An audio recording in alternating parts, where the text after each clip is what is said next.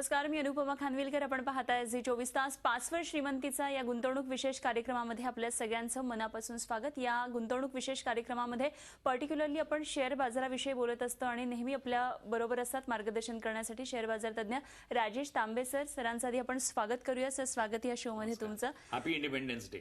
Yes sir, सगळ्या श्रोतांना happy independence day. आपण या चर्चेला सुरुवात करणार सरांबरोबर त्यांच्याकडून टिप्स घेणार आहोत. मात्र त्यापूर्वी बघूया या आठवड्यामध्ये शेअर मार्केटमध्ये नेमक्या काय काय हालचाली झाल्यात त्या. संसदेच्या पावसाळी अधिवेशनाचा शेवटचा आठवडा हा शेअर बाजारासाठी आशा निराशेचा खेळ ठरला. अप्रत्यक्ष कर रचनेमध्ये आमूलाग्र बदल करणाऱ्या अतिशय महत्वाच्या जीएसटी विधेयकाचं काय होणार या प्रश्नानं आठवडाभर शेअर बाजाराला पिडलं होतं. चीननं आपल्या युआन चलनाचं मूल्य घटवल्याचा धक्का अद्याप ओसरलेला नाहीये. परिणामी पहिले 3 दिवस सेन्सेक्स निफ्टीमध्ये घट झाली. गुरुवारी बाजारामध्ये अगदी थोडी सुधारणा झाली. आठवड्याच्या शेवटी मात्र निर्देशांकांनी जोरदार उसळी घेतली. शुक्रवारी एका दिवशी सेन्सेक्समध्ये 518 तर निफ्टीमध्ये 162 अंशांची घसघशीत वाढ झाली. WIP म्हणजेच घाऊक महागाई निर्देशांक कमी झाल्याच्या आकडेवारीमुळे जीएसटी रखडल्याचं दुःख शेअर बाजार विसरला. संपूर्ण आठवड्याचा विचार केला तर सेन्सेक्स निफ्टीमध्ये मोठी घटच झालेली दिसते.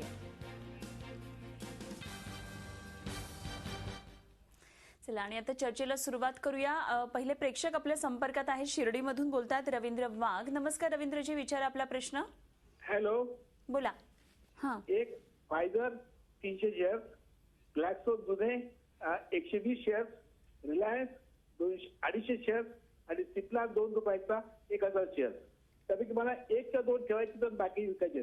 वरच्या ऑर्डरप्रमाणे कोणकोणची विकू आणि कोणकोणची ठेवू ते मला सांगा.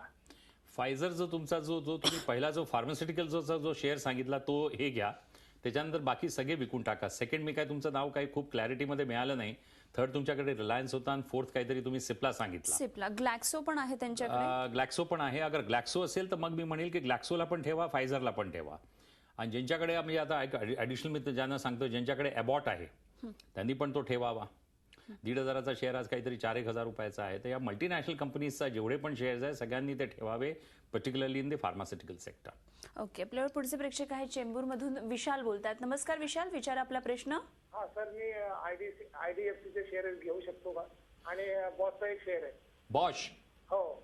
ओके, आयडीएफसी घेऊ शकता. आयडीएफसीचे आता तर रिटेल बँकिंग सुरू होतील आणि सप्टेंबर ऑक्टोबर पासून त्यांचे रिटेल बँकिंग सुरू होतील. त्यांनाही रिटेल बँकिंगचं लायसन्स मिळालंय. बॉश मोनोपोली कंपनी आहे ऑटोमध्ये, ॲन्सलरीमध्ये, one of the German companies. आणि त्याचा तुम्ही भाव बघताय खूपच छान आहे.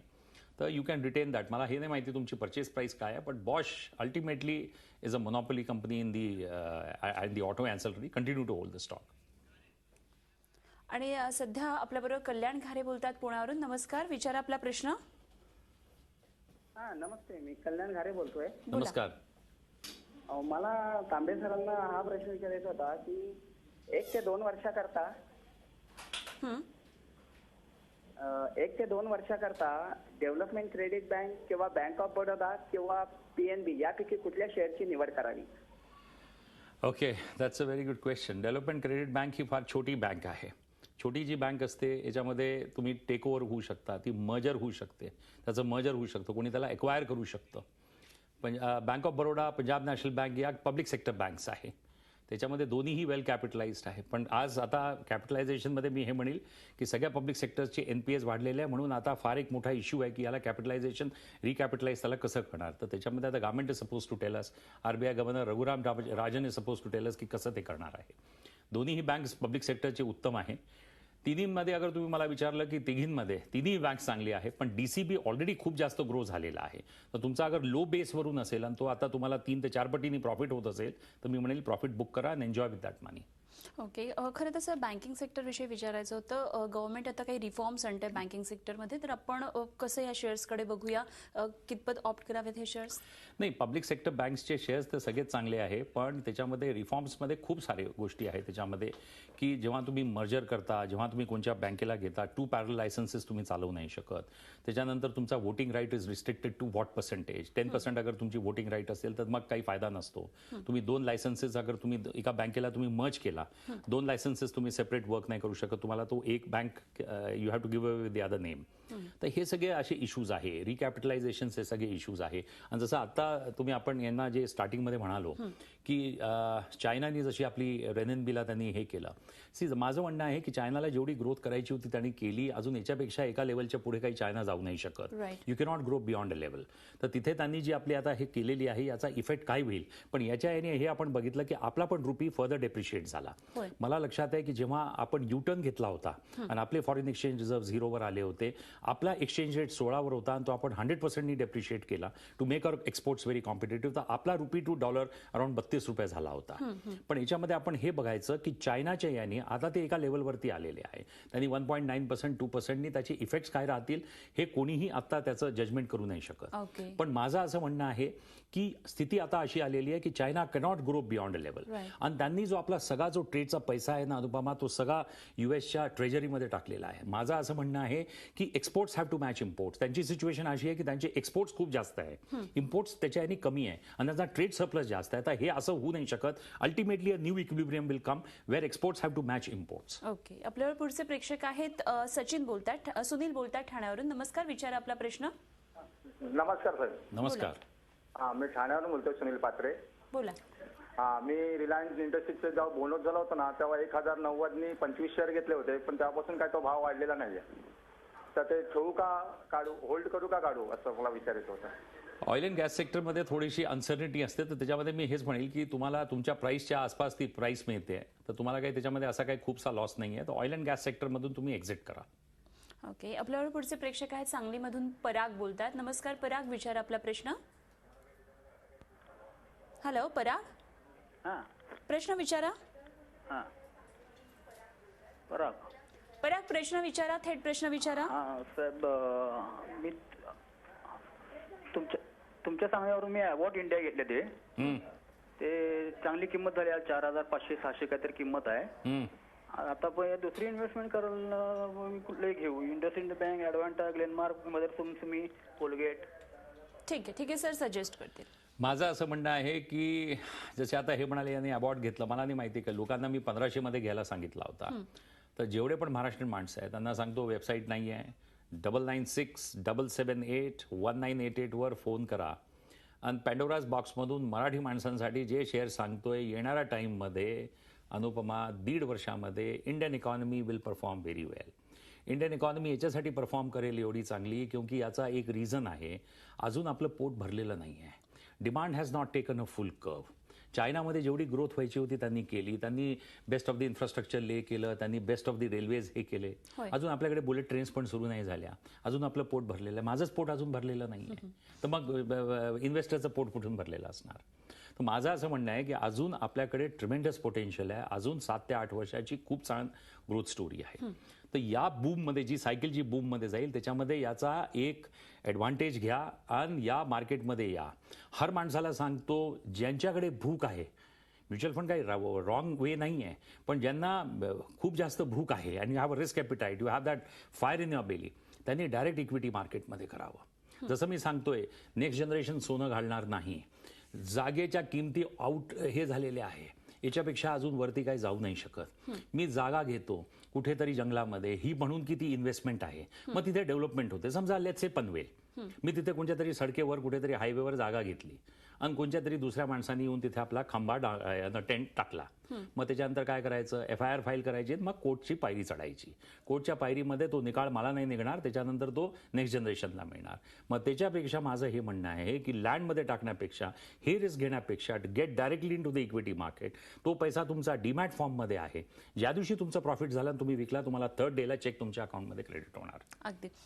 या असेच टिप्स घेण्यासाठी पुढचे प्रेक्षक आपल्या संपर्कात आहेत. पुढचे प्रेक्षक चंद्रपूरमधून बोलतात, प्रमोद आहेत. नमस्कार प्रमोद, विचारा आपला प्रश्न. हॅलो. हा बोला, प्रश्न विचारा. हा, नमस्कार तांबे सर. नमस्कार. माझ्याकडे अदानी एंटरप्राइजेस आणि टाटा कॉफीचे शेअर आहेत. ओके. होल्ड करू की? अडाणी एंटरप्राइसेसमध्ये बघा तुम्हाला काय प्राइस आहे, त्याच्यामधून एक्झिट करा, टाटा कॉफीला होल्ड करा.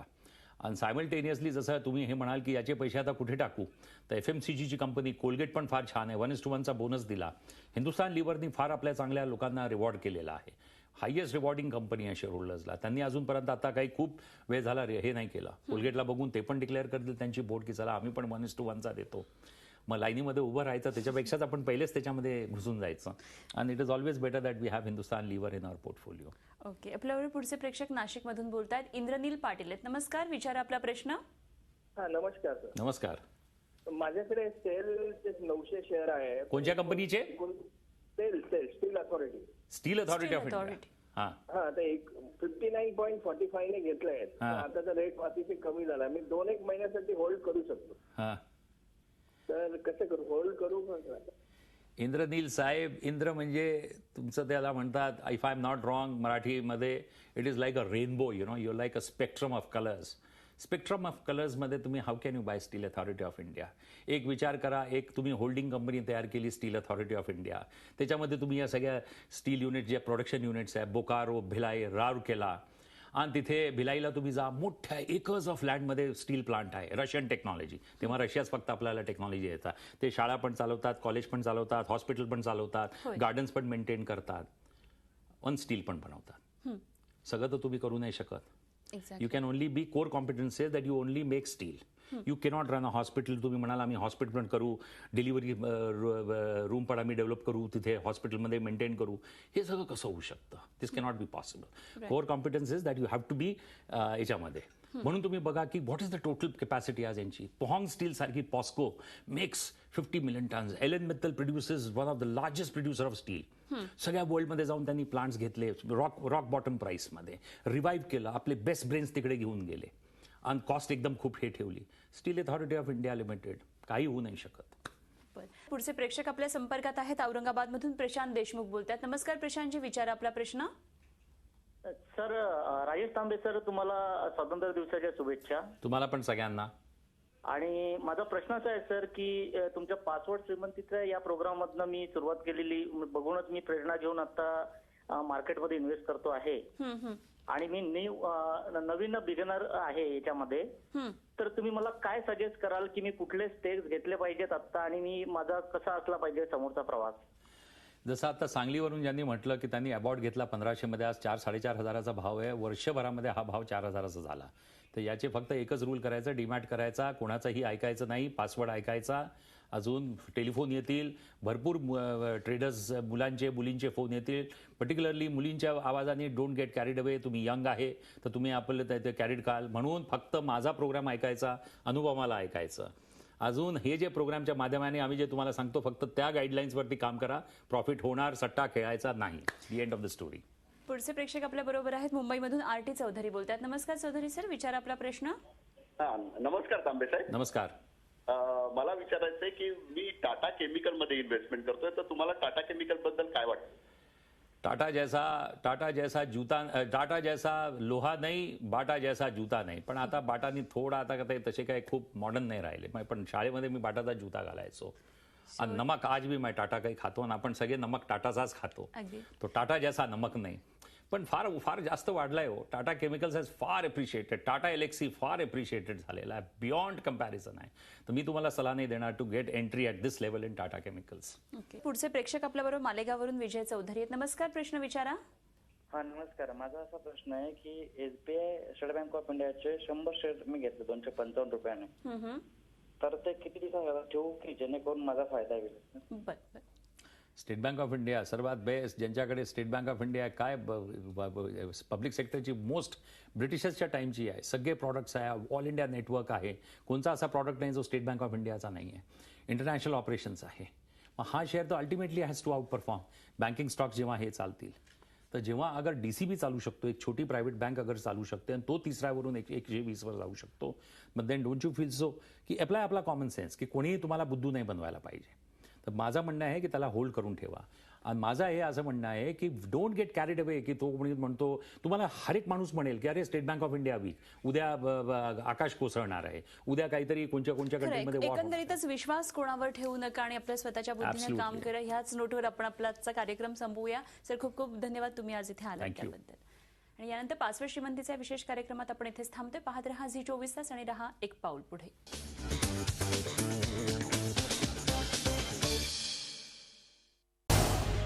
झी 24 तास रहा एक पाऊल पुढे.